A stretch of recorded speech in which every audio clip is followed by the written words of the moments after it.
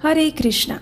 मनुष्य जीवन का लक्ष्य कोई भौतिक सुख की प्राप्ति नहीं है। भौतिक सुख सुविधाएं मात्र व्यक्ति की शारीरिक इच्छाओं की पूर्ति करता है, किंतु अगर मनुष्य को सच में सुख की प्राप्ति करनी हो तो एक ही मार्ग है, और वो है भगवान श्री कृष्ण की शुद्ध भक्ति, सेवा और आराधना करना।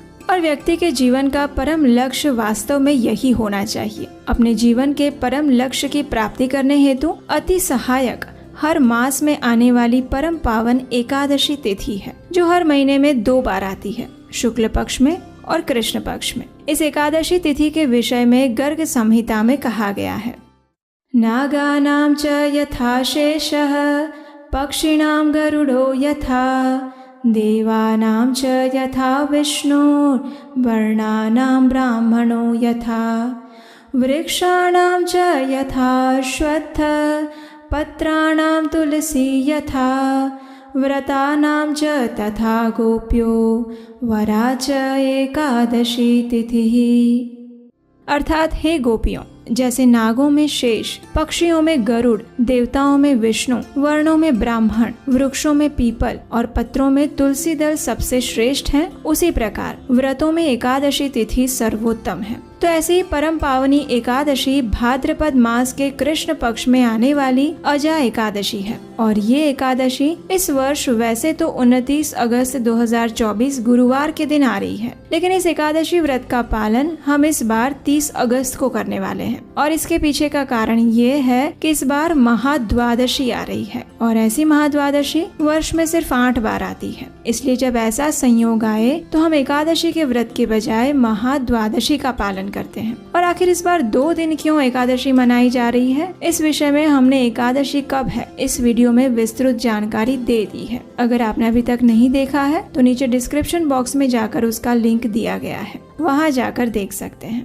एकादशी का ये दिन अत्यंत पवित्र और दुर्लभ होता है, और इस दिन किया गया आध्यात्मिक कार्य व्यक्ति को अनेक गुना अधिक फल प्रदान करता है। गर्ग संहिता के माधुर्य खंड में नारद मुनि ने श्रीमती राधा रानी द्वारा कथित एकादशी महत्व का वर्णन किया है, जिसमें श्रीमती राधा रानी सभी गोपियों को कहती हैं कि जो भी व्यक्ति हर मास में आने वाली दोनों एकादशी का पालन पूरी श्रद्धा और भक्ति से करता है, इस दिन उपवास कर भगवान श्री कृष्ण की आराधना करता है, उसे वाजपेयी यज्ञ के समान फल की प्राप्ति होती है। और 88,000 ब्राह्मणों को भोजन करवाने से जो फल मिलता है, उसी को एकादशी व्रत करने वाला मनुष्य उस व्रत के पालन मात्र से पा सकता है। इतना ही नहीं, जो व्यक्ति समुद्र और वनों सहित सारी वसुंधरा का दान करता है, उससे भी 1000 गुना पुण्य एकादशी के महान व्रत का अनुष्ठान करने से सुलभ हो जाता है। मनुष्य के उद्धार के लिए एकादशी का व्रत ही सर्वोत्तम साधन है। इस दिन व्यक्ति को अपनी आसक्तियों से मुक्त होकर अपना पूरा ध्यान भगवान श्री कृष्ण की भक्ति में ही केंद्रित करना चाहिए। भगवान केशव की पूजा आराधना कर भक्ति युक्त चित्त से दीपदान करना चाहिए।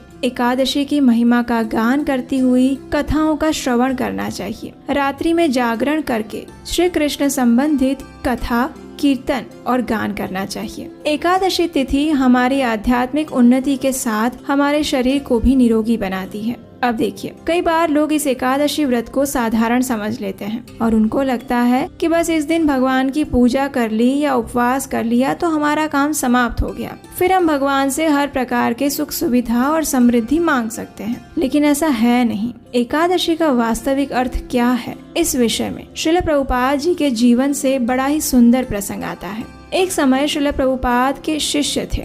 उनका प्रतिदिन का नियम होता था कि वे उनके साथ सुबह की सैर पर जाते, और जब भी प्रभुपाद सुबह सैर करने निकलते तो वे अपने साथ आए हुए शिष्यों को कृष्ण भावनामृत के विषय में और गहरे चिंतन बताते, उनके प्रश्नों का उत्तर देते। और एक समय ऐसे ही श्रील प्रभुपाद अपने कुछ शिष्यों के साथ सैर करने निकले हुए थे। उस समय उनके एक शिष्य ने प्रभुपाद से पूछा, हे प्रभुपाद, क्या एकादशी शुभ है या अशुभ? कहने का अर्थ है कि क्या हम एकादशी का उपवास उस दिन निर्धारित कर्म इसलिए करते हैं क्योंकि उस दिन नक्षत्रीय स्थिति अमांगलिक होती है, और क्या हम जब इस व्रत का पालन करते हैं तो इससे हम इन अमांगलिक नक्षत्र के प्रभाव को प्रभावहीन बनाना चाहते हैं, या फिर एकादशी का पालन करना ही शुभ होता है इसलिए हम उसका पालन करते हैं? और अगर ये एकादशी शुभ ही है तो फिर हम व्रत और इसी प्रकार के अन्य कार्य क्यों नहीं करते रहते? इतने सारे प्रश्नों की वर्षा सुनकर प्रभुपाद ने एक बहुत सरल उत्तर दिया। उन्होंने कहा, एकादशी अत्यंत शुभ दिन है। इस दिन व्यक्ति को उपवास करना चाहिए। उपवास शब्द उप तथा वास इन दो शब्दों से मिलकर बनता है। उप का अर्थ है निकट और वास का अर्थ है रहना। इसका अर्थ है एकादशी का दिन भगवान के निकट रहने का दिन है। यद्यपि प्रत्येक दिन भगवान श्री हरि का ही दिन है, लेकिन फिर भी विशेषतः एकादशी के दिन को हरि के दिन यानी हरिवासर के रूप में चयनित किया गया है और इसके पीछे हमसे ये आशा की जाती है कि इस दिन को हम हरि भक्ति के द्वारा भगवान के निकट जाने में व्यतीत करेंगे।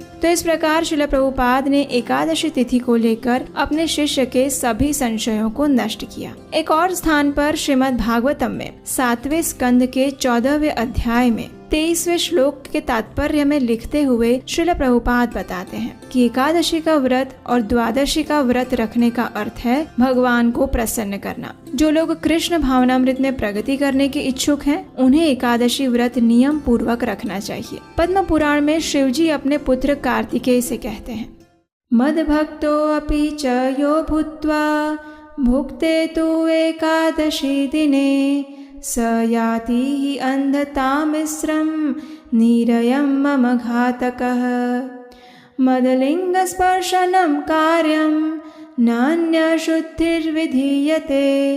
या तिथिर्दयिता विष्णोः सा तिथिर्मम वल्लभा।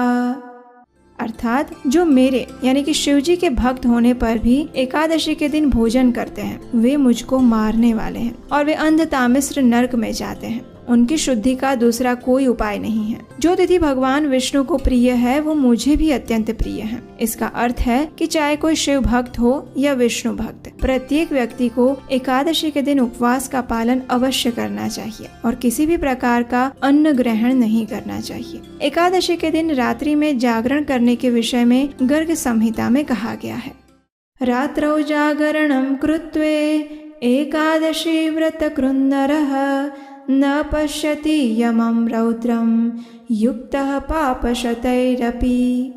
अर्थात रात्रि काल में जागरण पूर्वक एकादशी व्रत का पालन करने वाला मनुष्य यदि सैकड़ों पापों से युक्त भी हो तो भी यमराज के रौद्र रूप का दर्शन नहीं करता है। जो द्वादशी को तुलसी दल से भक्ति पूर्वक श्री हरि का पूजन करता है, वो जल से कमल पत्र की भांति पाप से लिप्त नहीं होता। सहस्त्रों अश्वमेघ और सैकड़ों राजसु यज्ञ भी एकादशी के उपवास की 16वीं कला के बराबर भी नहीं है। एकादशी व्रत करने वाला मनुष्य अपने साथ अपनी 7 पीढ़ियों का भी उद्धार करता है। एकादशी तिथि मनुष्य की सभी मनोकामनाओं की पूर्ति करने वाली तो है ही, अपितु इसके उपरांत ये मनुष्य को धीरे धीरे भौतिक स्तर से ऊपर उठाकर उसे आध्यात्मिक गंतव्य की ओर ले जाती है। और इस प्रकार एकादशी व्रत का नियम पूर्वक नियमित रूप से आजीवन पालन करते रहने से एक समय ऐसा आता है जब व्यक्ति अपने इन समस्त भौतिक बंधनों और पाप पुण्य के चक्र से मुक्त हो जाता है और परम आध्यात्मिक गंतव्य की प्राप्ति करता है। तो ऐसी ही परम पावन अजा या अन्नदा एकादशी जो भाद्रपद के कृष्ण पक्ष में आने वाली है, उसका पालन हम 30 अगस्त 2024 शुक्रवार के दिन करने वाले हैं। ये एकादशी मनुष्य के 100 जन्मों के मेरु और मंदराचल पर्वतों के समान बड़े बड़े पापों को जलाकर ऐसे भस्म कर देती है जैसे आग की चिंगारी रुई के ढेर को दग्ध कर देती है। इस दिन विधि पूर्वक हो या अविधि पूर्वक यदि अगले दिन पारण के समय पर अपनी क्षमता अनुसार थोड़ा सा भी दान दिया जाए तो वो मेरु पर्वत के समान हो जाता है। जो एकादशी के दिन भगवान विष्णु की कथा सुनता है वह 7 द्वीपों से युक्त पृथ्वी के दान का फल प्राप्त करता है। अगर आपको अजा एकादशी की कथा पसंद आई है तो आप हमें नीचे कमेंट बॉक्स में लिखकर बता सकते हैं और ऐसी ही अन्य प्रमाणभूत कथाओं को निरंतर